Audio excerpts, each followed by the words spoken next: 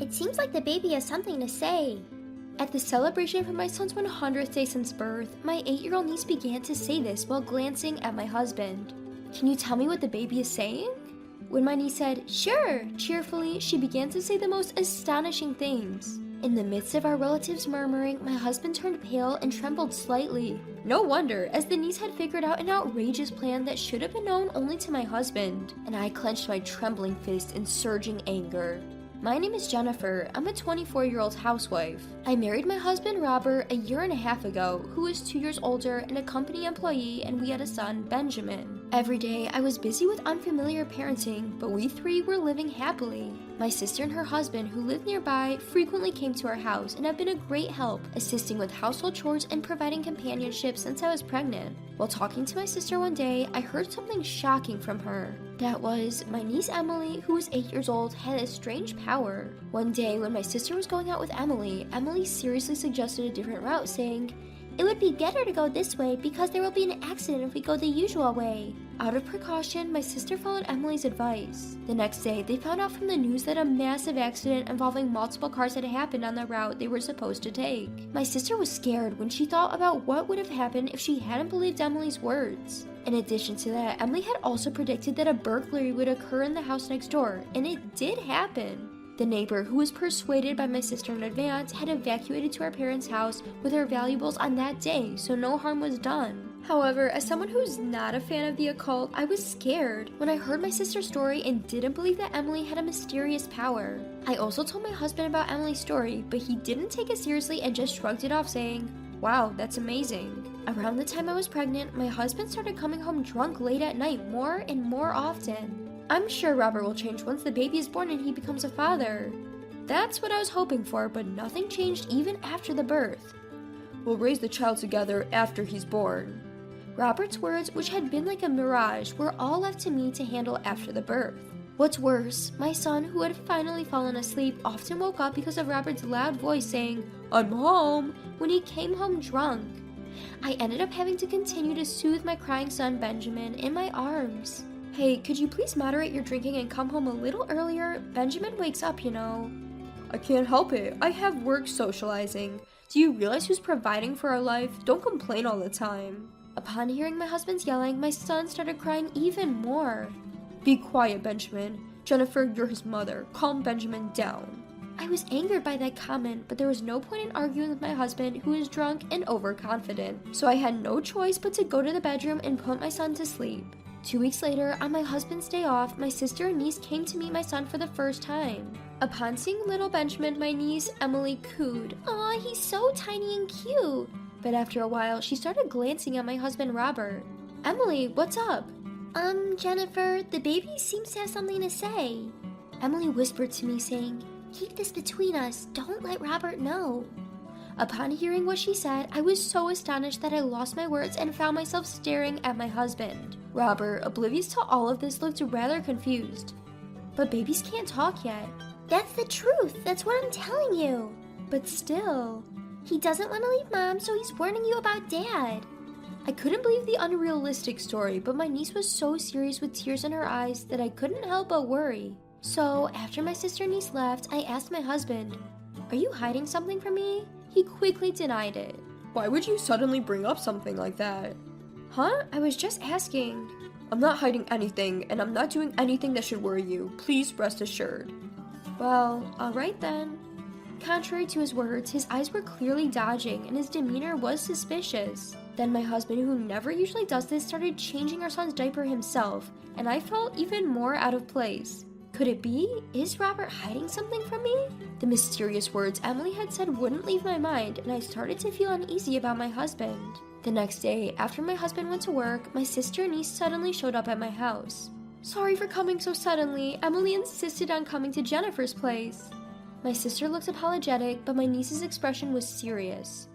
"Don't apologize, sis. Welcome. Emily, please come in." When I nodded, my niece neatly arranged her shoes and entered the house, looking fondly at Benjamin, who was sleeping in the crib. But while I was preparing a drink in the kitchen, I noticed that my niece had gone to my husband's study and was staring at one point. "Emily, what's going on?" "Jennifer, it's hidden here." "What?" When I followed my niece's pointing finger to my husband's bookshelf, I found his hidden diary and some documents tucked between the books. I had no idea my husband kept a diary, but I couldn't help but peek inside, even though I felt bad about it. There, in vivid detail, was a shocking plan my husband had been secretly concocting. I can't believe he was planning something like this. I was scared, my hands were shaking, and at that moment, I finally realized that Emily's mysterious power that my sister had told me about was real.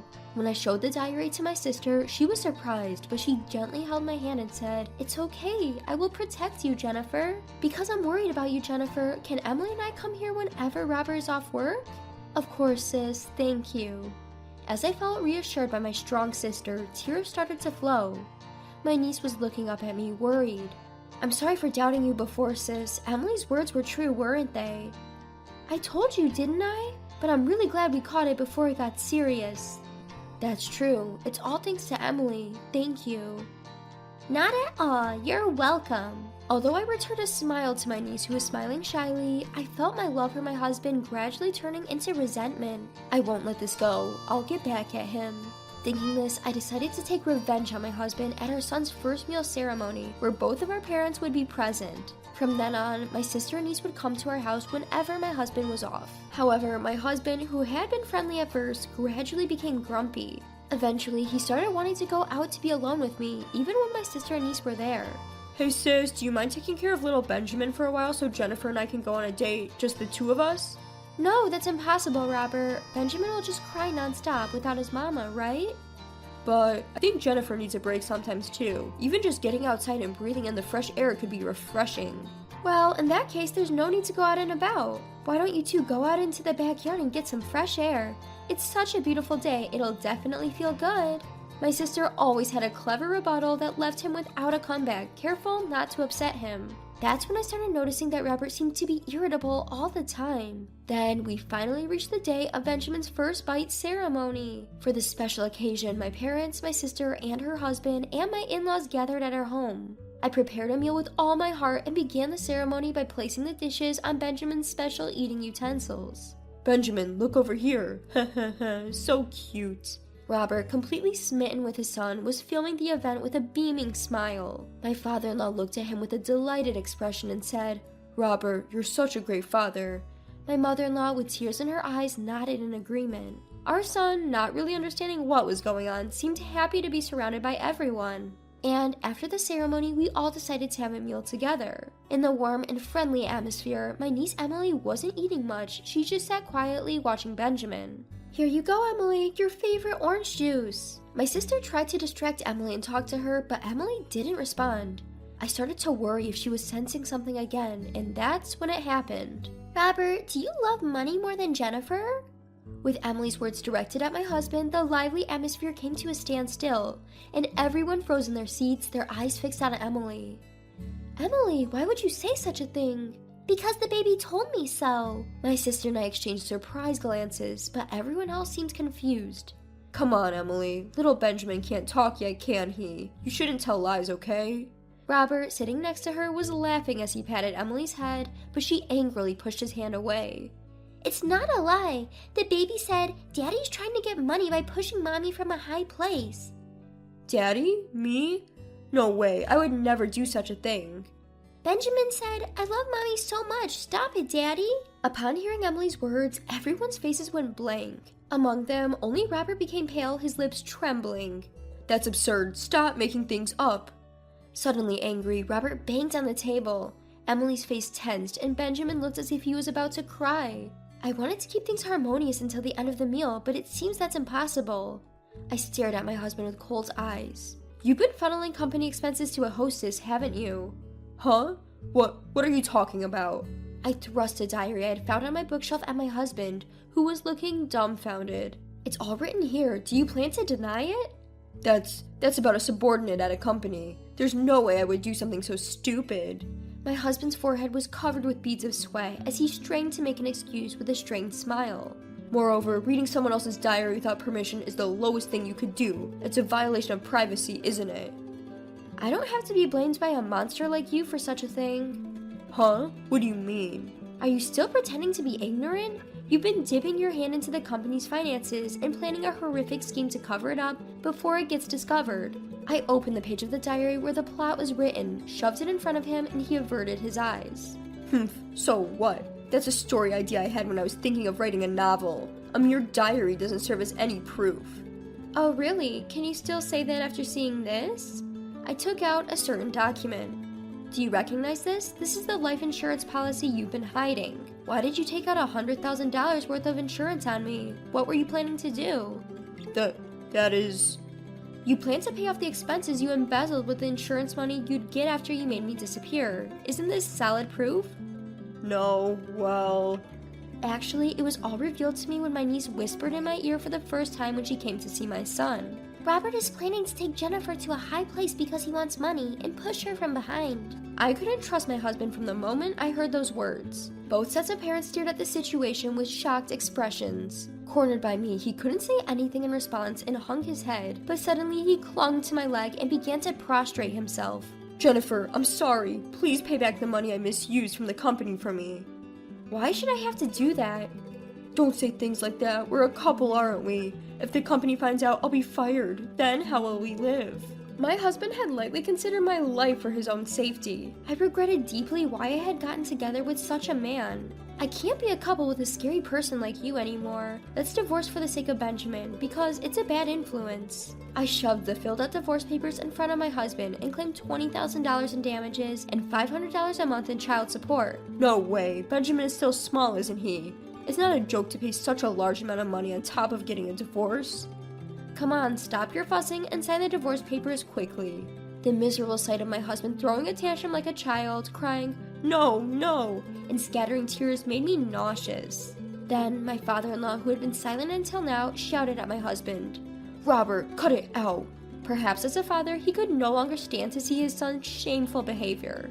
And my husband, who was told by his father-in-law that you have no right to refuse divorce and compensation, reluctantly signed the divorce papers. After that, my in-laws repeatedly bowed to me, took my husband, and left the house. The next day, I submitted the divorce papers to the municipal office, and I contacted my ex-husband's company and reported that he was misusing the company's expenses. After that, my ex-husband's misdeeds came to light and he was apparently fired from the company. My ex-husband, in order to pay alimony, child support, and compensation to his company, had to sell his house he's currently living in and working as a construction worker from dawn till dusk. I thought about reporting this incident to the police, but the only evidence I had was what my husband had written in his diary. Instead, I decided to be grateful that my niece and son were able to prevent it from happening.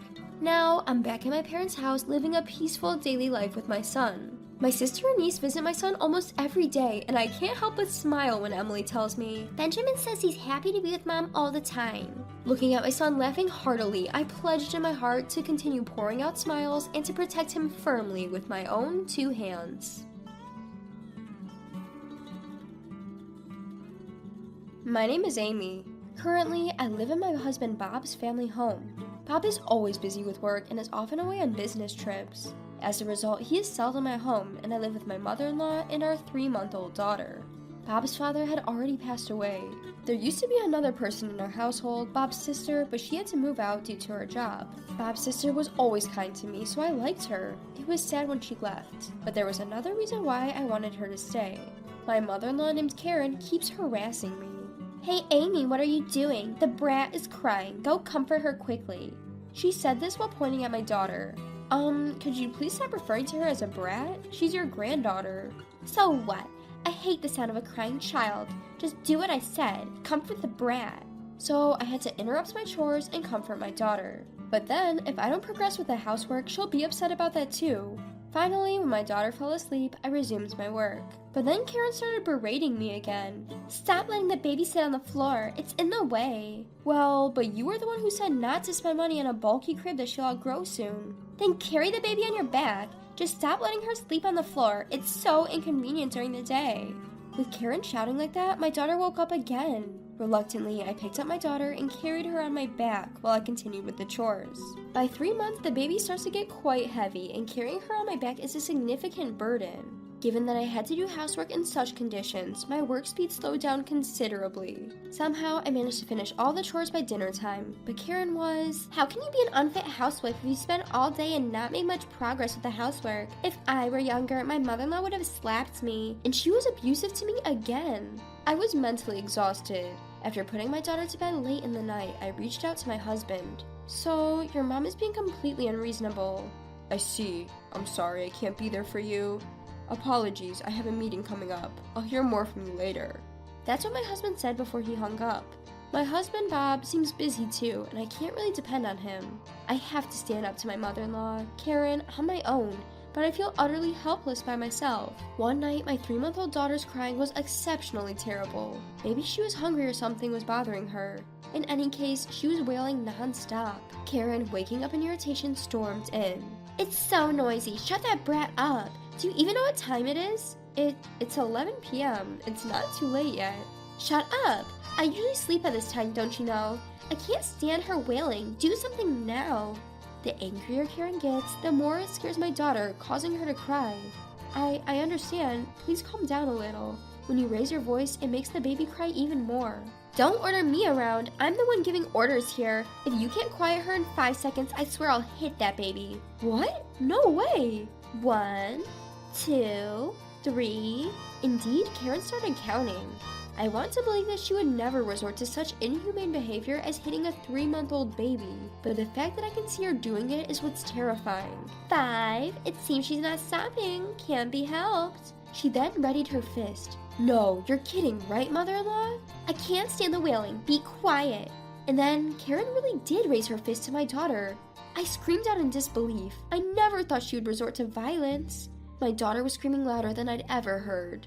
Enough of this noise. Shut her up now." She seemed to be completely oblivious to the fact that this was all happening because she had hit my daughter. My daughter ended up with a bruise on her face, and I immediately called for an ambulance. The doctor came and examined my daughter. "Doctor, how is she? My daughter."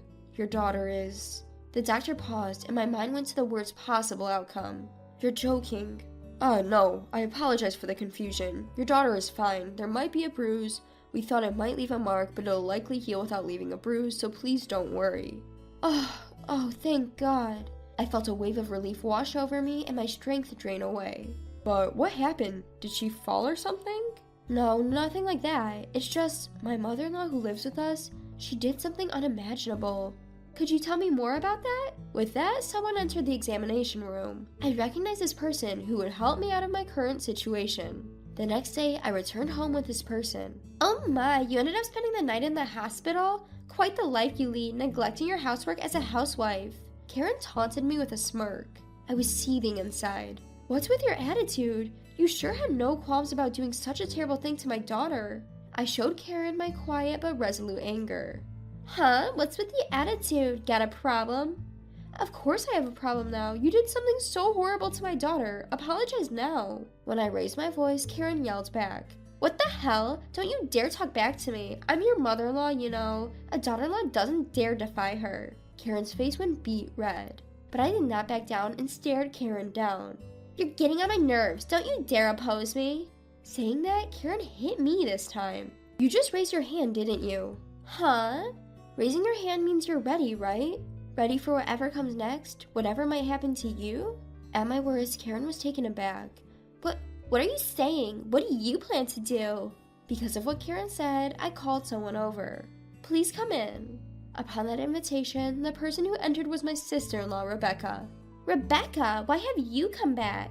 "I heard Amy's baby had to be rushed to the hospital, so I came as fast as I could." "What on earth are you doing to Amy and the baby, Mom?" Rebecca was quite furious. Seeing Rebecca so upset, even Karen seemed taken aback. And of course, she would be. After all, Rebecca's a lawyer. "Don't tell me you're going to do something as a lawyer just because I might have lost my temper." Karen trembled as she said this. "What are you talking about? It's obvious we'll sue, right? I've already told Rebecca that." "What? What are you thinking? There's no way I'll allow that."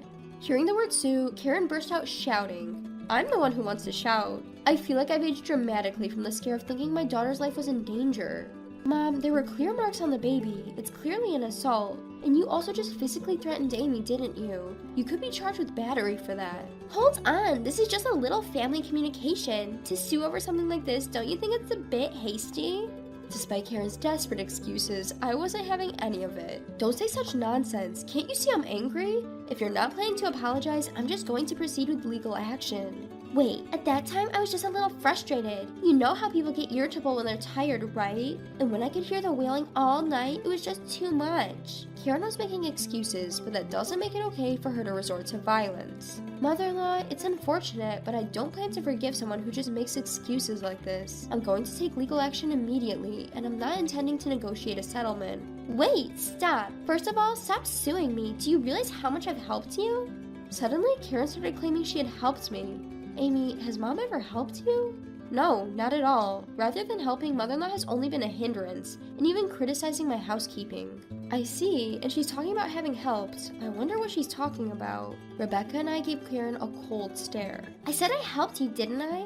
Why are you looking at me like that? I did help Amy. When Amy was tired and sleeping, I quietly did some housekeeping. Ah, could it be that you're the one who's been waking up in the middle of the night to snack? I wish you'd stop. It's really bothersome. What? I left some for your breakfast, didn't I? That's just my kindness. That's not what I call kindness. You're just handing me your leftovers, and it was too little to be called breakfast. Plus, you left the dishes without washing them, so it actually made my chores even more difficult. Mom, that's just terrible. Rebecca was appalled at Karen's actions. Hey, don't look at me like that. I have my own troubles too, you know. Troubles? Like what exactly? The truth is, I'm well aware of my own harmful behavior. Karen surprisingly admitted this. You're aware of your harmful behavior? You know, I tend to lash out when I get mad. I understand that it's not right, so I want to change this habit, but people can't always change as easily as they want. Even if I keep telling myself how bad it is, I just can't control myself. Karen continued speaking through her tears. At this rate, I might end up hurting even those I care about the most. Amy, I need you to help me reform. You can tie me up if you need to. Do whatever it takes to make me repent. Karen even ended up prostrating herself. Wait, please calm down, mother-in-law. I think we should talk this through first. Just talking isn't enough to apologize to you. Be stricter with me. Otherwise, I just can't forgive myself for... Karen was genuinely crying, and it seemed she was truly remorseful. Thinking this, I was about to forgive Karen. But then, Amy, don't be fooled. What? Whenever she's in a tight spot, Mom plays the victim to stop being blamed. This is her usual tactic. Even if she does it in front of her own daughter, she can't hide her scheme. What? What are you talking about? I have no idea. I would never think of such a thing. This is just... But Karen was clearly flustered. Looking closer, even though she was crying so much just moments ago, her tears had already dried. She must have been pretending to cry. I can't believe it, mother-in-law, to go to such lengths to evade responsibility? Wait, hold on. I wasn't trying to run away from my mistakes. I just wanted to voice my feelings. Karen was trying to make yet another weak excuse. There's no way such an excuse would work on me. Please, enough with this, mother-in-law. I'm tired of your complaints. All I'm going to do is to proceed with legal actions. My mind is made up. As I said that, Karen's face turned beet red with rage. How dare you? Why should I have to hear such things from you? Do you think I'll just sit by while you take legal actions against me? Although Karen was shouting those words, another person entered the house. Amy, is our daughter all right? It's my husband, Bob. He heard that our daughter had been rushed to the emergency room, and he bowed to his boss and was allowed to come home temporarily. But Bob? Why are you home? Mom, that's not what matters right now. I heard you hit our daughter. How could you? I won't forgive this. Bob was shaking with anger. It was natural, as the daughter he cherishes was subjected to violence. What? Wait a moment, Bob. Why do I have to be told such things? I didn't do anything wrong. No, you clearly did something wrong. If you don't think violence is wrong, you are seriously misguided. Mother-in-law, why don't you stop making excuses? You're alone, but there are 3 of us, Bob, Rebecca, and me. You can't possibly get your way. How dare you? Are you trying to intimidate me by outnumbering me? Isn't that what they call tyranny of the majority? No, it's not about the tyranny of the majority. It's just that we all agreed to discipline you because you're clearly committed a wrongdoing. It's okay if you're under the illusion that you're not wrong, but please stop causing us trouble. As I clearly said those words, Karen began to cry again. It seems that this time her tears were real. Why has it come to this? What on earth have I done? I didn't do anything wrong. Please forgive me. Karen was looked upon with cold eyes by Bob and Rebecca. They must be feeling incredibly sad inside, as their real mother is such a mess. Mom, I always thought you were strange, but I never thought you would be this bad. I no longer consider you as my mother. Neither do I. I'm ashamed to consider such a person as my mother. What? Wait a minute, what are you saying? You're the children I gave birth to after bearing a lot of pain. How dare you speak to me in such a way? Even as Karen was crying and shouting, the two of them continued to give her a cold stare. Let's just leave, Amy. I know a cheap motel. We can live there for a while. In the meantime, I'll proceed with the legal actions against Mom. There's also suspicion of assault and battery, so we have to call the police. Police? Please don't call the police. I've been telling you I didn't do anything wrong. Why has it come to this? Even as Karen cried and shouted, I did as Rebecca said and left the house. I hid out for a while in a budget hotel that Rachel had recommended and left the rest up to her. After that, it seems Karen was charged with assault and battery and ended up in jail. Bob and I saw this as an opportunity to find a new home, and we ended up leasing an apartment. Now, our daughter, Bob, and I are living peacefully in our new apartment. Rachel, who helped me so much, is reportedly having fun despite her busy life as a lawyer. When Karen got out of jail, she had no choice but to return to an empty house. It's quite pitiful. Since we haven't told her where our apartment is, there's no way she can come over. Even if she were to find out, there's a security guard at the entrance, so even if she showed up, she'd just be taken away as a suspicious person. It seems like the labor pains have started. As a first-time mom, I was filled with anxiety.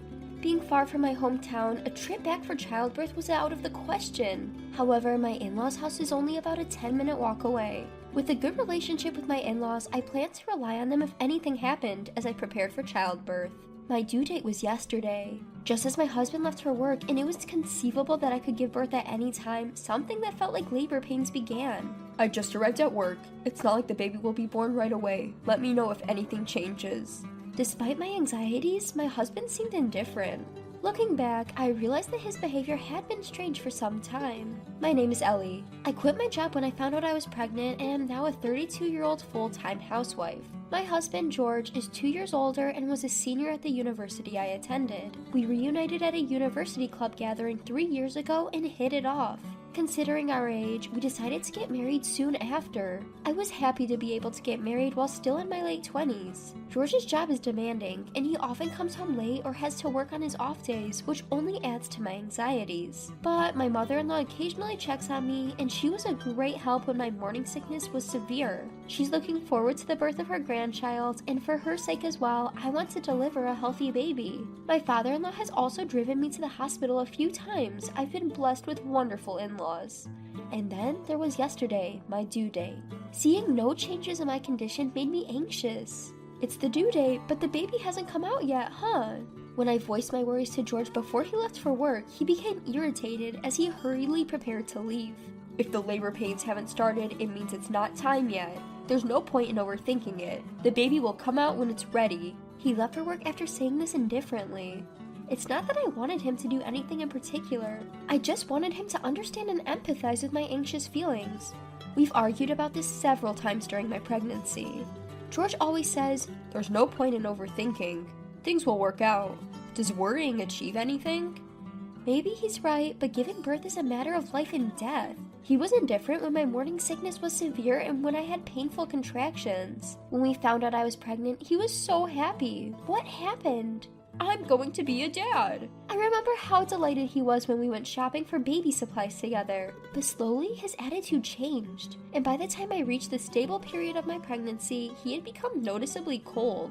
Maybe it was because work was particularly busy at the time. But I wished he would listen more, show more concern. With these feelings, I've made it to today. Even today, a day past the due date, George left for work with his usual expression. Despite my frustrations, I prioritized the baby in my belly and managed to see George off with a normal expression. And about an hour later, that's when what seems like labor pains began. I tried calling the hospital, but they told me to wait and see since my contractions were still far apart. I prepared my hospital bag and rested, waiting for the time to come. By the afternoon, my contractions were getting closer together, and so I called a taxi and went to the hospital. I tried to call George, but he didn't answer, so I sent him an email and admitted myself to the hospital right away. I couldn't rely on my in-laws either, as they were at work. From that point on, all I remember is enduring the intense pain. The pain was excruciating, and I felt alone and anxious. I felt like I was going to pass out from the pain several times. George finally arrived at the hospital in the evening, and to make things worse, he seemed to have had some alcohol. Really? Today of all days? Even after I told him I was in labor? He excused himself saying, "I had a sudden drinking party, but I only had 1 beer." He seemed proud, almost as if he thought not having more than 1 beer was something commendable. This drove me mad. What? Even 1 beer is still drinking. You reek of alcohol. Don't come into my room like this. Get out. Between the bellyache and the smell of alcohol, I didn't even know what I was saying anymore. At that point, a nurse who came to check on me kicked George out and I was left alone once again. I spent a restless night and before I knew it, it was morning. It seems like the baby will be born soon. After moving to the delivery room and waiting for a while, George, who seemed to have sobered up by then, came in. What does he want now? I wanted to say that, but I didn't even have the energy to speak. Finally, my son was born safely. Despite nearly passing out from the pain, I felt relieved when I saw my son crying healthily. When the nurse handed my son to George, he hesitated but eventually held him. I was vaguely thinking, so he's a dad now, when George made an outrageous remark. "He doesn't look like me at all. Whose kid is this?" Saying that, he pushed our son back to the nurse. What? I didn't understand what was happening and glared at George. "Get out!" Even though I didn't want to speak because of the pain, I told George succinctly, and he left the room without a word. What is he thinking? Could such a thing happen? I didn't have the energy to worry about what had happened to George, and I was just furious. My son was taken to the nursery, and I was taken to my room, but I couldn't rest because I was too angry. Still, because I was so exhausted, I fell asleep without realizing it. Taking care of my son kept me busy every day, and my 5-day hospital stay flew by. George came to see our son and me from time to time, but because we were in separate rooms, we only spent a few minutes together. My mother-in-law accompanied me when I was discharged, but George apparently went to work. My mother-in-law, who seemed oblivious to George's antics, adored and cared for our son, telling how cute my baby boy is all the time. My father-in-law, who had left work early, also came to our house. He and my mother-in-law looked after our son, so I was able to rest a bit. I was truly grateful to my in-laws. In the evening, as my mother-in-law was preparing dinner, George came home. Welcome back. I greeted him, but he was cold and unresponsive. As soon as he entered the living room, he pulled an envelope out of his bag. Without even holding our son, he smirked and called me over. "Ellie, I have something to talk about." I was annoyed by his attitude, but what happened next was even more unbelievable. George took out some documents from the envelope and thrust them in my face. "I had it tested. It's not my child, so we're getting a divorce. This proves your affair." What? I couldn't help but let out a strange sound, and my mother-in-law's hand stopped as she was cooking. My father-in-law, who was holding our son, froze and looked at George. Despite the 3 of us being dumbfounded, George had a smug look on his face. "When he was born, I thought he didn't look like me at all, so I secretly had a DNA test done." And? I sighed and prompted him to continue. "So, look at this." The document he showed me had some complicated words and numbers, but I read aloud the sentence that caught my eye. "The tested individual cannot be excluded as the biological father." George snorted confidently. "Excluded means I'm not the father, right?" "What? Zero reading comprehension?" I calmly retorted.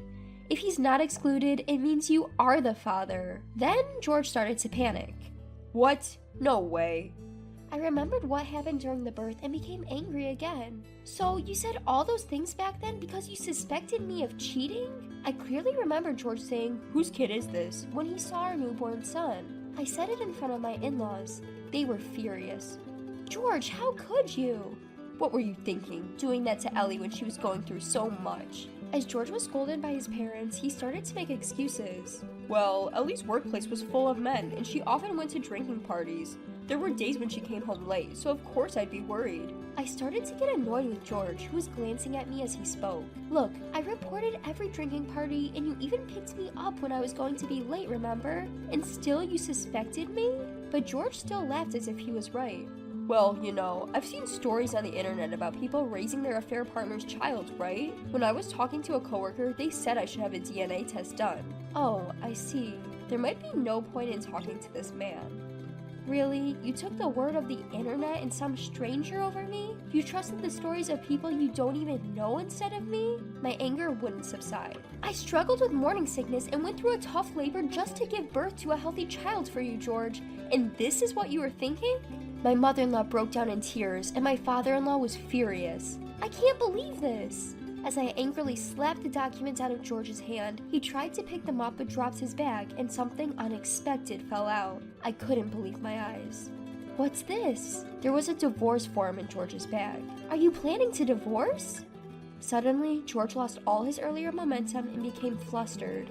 No, this isn't, I found myself no longer able to tolerate his attitude. You've gone to the trouble of preparing divorce papers, and now you're telling me you don't want a divorce? I snatched the divorce papers, clutching a pen tightly. My husband tried to stop me, but in that moment, his smartphone rang. It was the sound of an incoming email. My hand, clutching the pen, stopped. I had a bad feeling about this.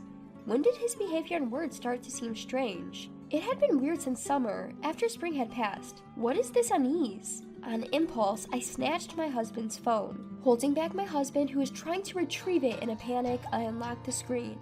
Displayed, there was something unbelievable. I read it out loud. Have you filled out the divorce papers yet? It wasn't your child anyway, right? Claim alimony from your wife and let's go on a lavish trip. What's this? My bad feeling turned out to be true.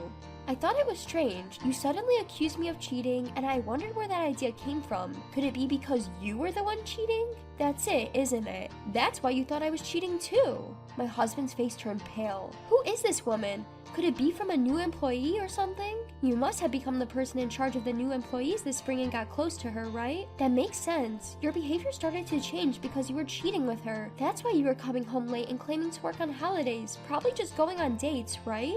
I spoke calmly about what I had been thinking.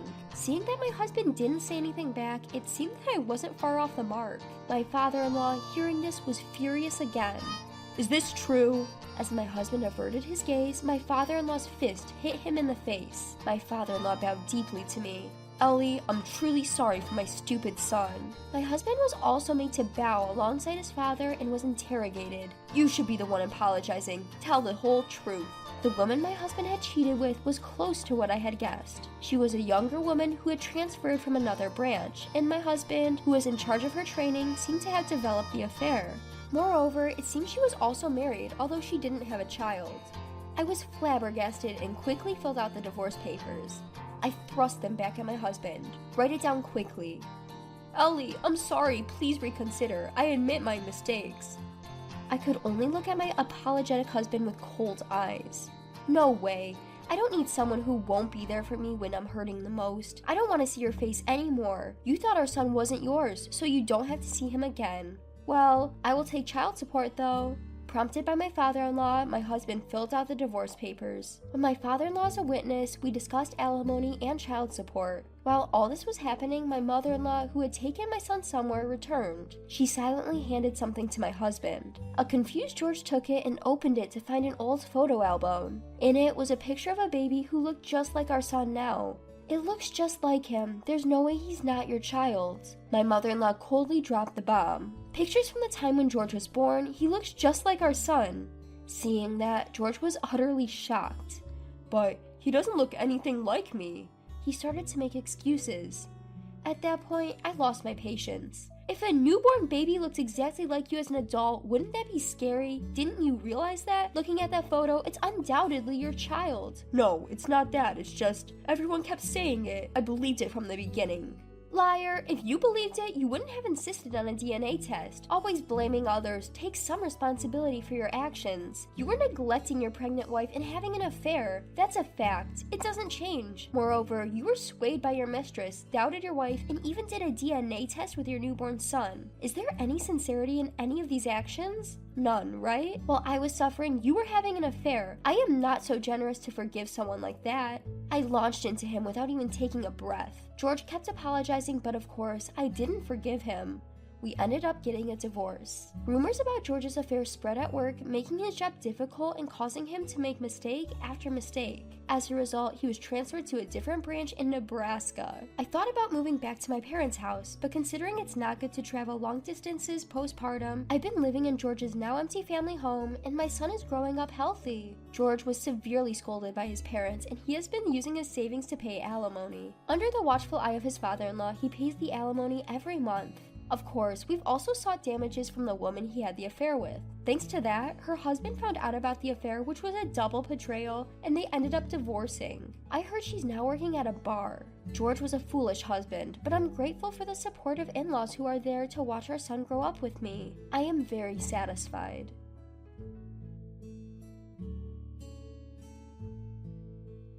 My name is James Brown. I'm in my late 20s, a typical age for having a full-time job, but due to certain circumstances, I'm currently juggling multiple part-time jobs. The main gig I've got is at a restaurant. Being a part of a well-known chain, the place turns tables fast, making it a hectic work environment, but that also makes it fulfilling. Above all, it's thanks to this job that I met her. My first ever girlfriend, Melissa Miller, happens to be the daughter of the owner of the restaurant where I work. Melissa chose to work at the restaurant because her father owns it. She never hid that fact. However, the rest of the staff misunderstood Melissa. They assumed she was just a spoiled rich girl dabbling in a part-time job for fun. As a result, they gave her only easy tasks and treated her cautiously so they can avoid upsetting the boss's daughter. Melissa seemed to hate that approach. Eager to show everyone that she was different, she proactively asked questions about what she didn't understand and took the initiative in her tasks. Her hard work paid off in a month and everyone recognized her efforts. Now, no one treats Melissa partial. I once wondered why someone as charming as Melissa, both as a person and a woman, chose to be with a guy like me, and I asked her. She blushed and confessed shyly, "You were the only one who never changed your attitude towards me from the start. Your guidance was strict, but I thought of you as the most trustworthy person." I'm the one who asked, but I remember with fondness when I heard it. Being drawn to Melissa, who was honest and diligent, seemed like a natural progression. We've been on countless dates, including our shifts at work. We were together almost every day, and my feelings for Melissa grew stronger with each passing day. Fortunately, she said she felt the same way. I doubt there will ever be a woman more ideal than Melissa in my future. More than anything, I don't want to hand Melissa over to someone else. With that in mind, I proposed to Melissa, although I thought I won't make it. But to my surprise, Melissa nodded, tears streaming down her face. We decided to meet each other's families in preparation for our future. First, we were going to meet Melissa's parents. Melissa's home was exactly as I imagined, a standalone house that screamed wealth at first glance. The garage was filled with famous foreign cars. I suddenly became conscious of what I was wearing. I thought I chose the best outfit from my wardrobe, but I'm not sure if it will be acceptable to Melissa's parents. James? I snapped back to reality when Melissa called my name.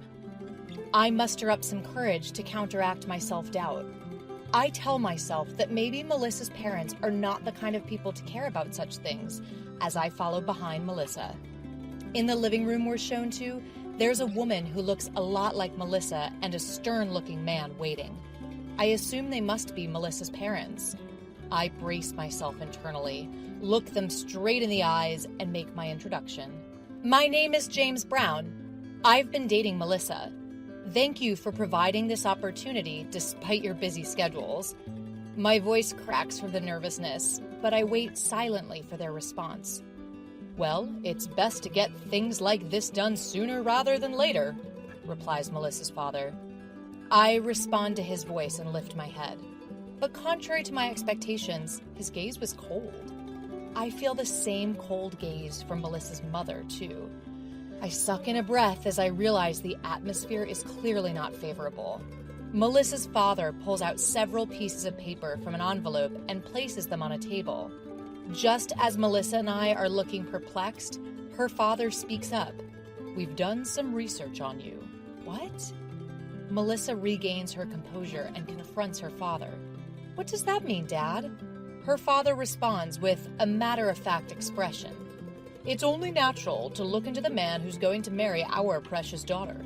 I heard from the manager of the diner where Melissa works about your reputation." Immediately, I had a bad feeling. I knew the manager wouldn't say anything good about me. He seemed to hate me since long before.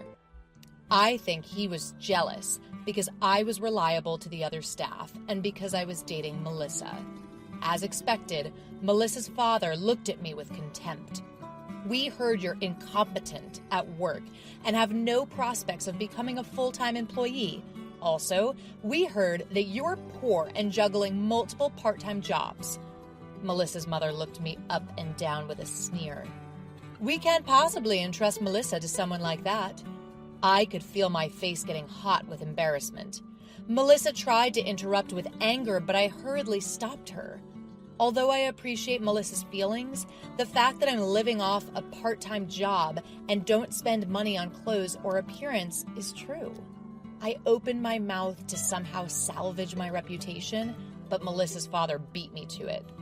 "Surely you're not still thinking you can marry Melissa?" As I was lost for words, Melissa, who couldn't hold back anymore, spoke up. "No matter what you say, Dad, I'm going to marry him." "What are you saying? There's no way you can be happy marrying a poor man like this," retorted her father. But Melissa stared back at him and responded, "It doesn't matter if he's poor. I'm going to work too," Melissa defended. At Melissa's words, her mother let out a shriek. "What? You plan to let Melissa work even after you're married?" "Enough, Mom. It was my decision to work together." Neither of them would listen to Melissa. Melissa's father probably blames me for everything. He glares at me as if I were his mortal enemy. "I get it now. You're just after a free ride, aren't you? Just what kind of family did you grow up in? I'd love to see the faces of your parents." Upon hearing her father's words, I could feel my blood rushing to my head. Before I knew it, I spoke up. "I don't care what you say about me, but I won't stand for you disrespecting my parents." As I spoke directly back at him, I saw a tremble of uncertainty in his eyes, but it soon vanished, replaced by a patronizing smile. "So, you're finally showing your true colors. I won't let a savage poor guy like you marry my daughter," I instantly retorted. "Then I don't need her. I don't want to be related to people like you." With a final word, I stormed out of their house. I could hear them arguing behind me, but I didn't turn back. I walked on, my head still hot with anger. Then I heard my name called out from behind and turned around. Melissa had chased after me, panting heavily. I finally came back to my senses and stopped. "I'm sorry, James, for the terrible things my parents said." Looking at Melissa bowing deeply, I regained my composure. Feeling guilty for the situation with Melissa, I was at a loss for words. Melissa apologized again and then said something surprising. "I ran away from home." "What?" I asked back, and Melissa looked into my eyes seriously. "I told them I wouldn't go home until they apologized to you, James." I tried to convince her several times after that, but Melissa wouldn't budge about going home. I had to make up my mind. But I couldn't just leave things as they were between Melissa and her parents. I called my dad. After briefly explaining what happened, he told me to bring Melissa to a certain place. It was lucky enough that I was able to get in touch with my dad, who had been busy these past few days, but I hadn't expected to introduce Melissa to him so suddenly. Melissa seemed nervous about the sudden development. I reassured her and headed for the designated hotel. It was a famous high-end hotel from the same chain as the diner we worked at. I escorted a bewildered Melissa into the restaurant inside the hotel. My father was already there, and we were guided to his table by the staff. "Sorry for the wait." "No problem, I just got here myself." Upon spotting my father, Melissa greeted him nervously. Nice to meet you. I'm Melissa Miller." My father returned the greeting and suggested that Melissa take a seat. He was already aware of the events of the day. I thought we would immediately discuss the issue, but Dad suggested we first have our meal. Melissa looked surprised but visibly relaxed as she started eating. I decided to follow my father's lead and enjoy the meal. For a while, we enjoyed a pleasant atmosphere, but after the meal was over, the mood shifted. Melissa noticed it too and straightened up. "Melissa?" Yes? When Melissa responded to her name being called, Dad handed her a key card. While blinking in surprise, she accepted it. I've booked a room in this hotel for you. You should stay the night. No. I couldn't possibly impose. But my father shook his head at Melissa's panicked response. It's fine, but you have to go home tomorrow. Melissa paled at my father's words. I rushed to interject, but he held up a hand to stop me. First, listen. I'm not saying you have to go home because I disapprove of you two. I'm just advising that running away from home on impulse won't lead to good outcomes. Well, you're right, but my father won't understand unless I do something like this. After a sigh of relief, Melissa apologetically spoke up. However, for some reason, my father responded with a cunning smile. In that case, I'll visit your home tomorrow. Leave it to me. Melissa looked shocked at my father's unexpected words. Dad addressed Melissa in a serious tone, but only if you're okay with it after hearing what I have to say. My father's words were shocking to both Melissa and me. For Melissa, this would likely affect her life significantly, but she never once looked away, agreeing to my father's proposal. Dad seemed satisfied with her response.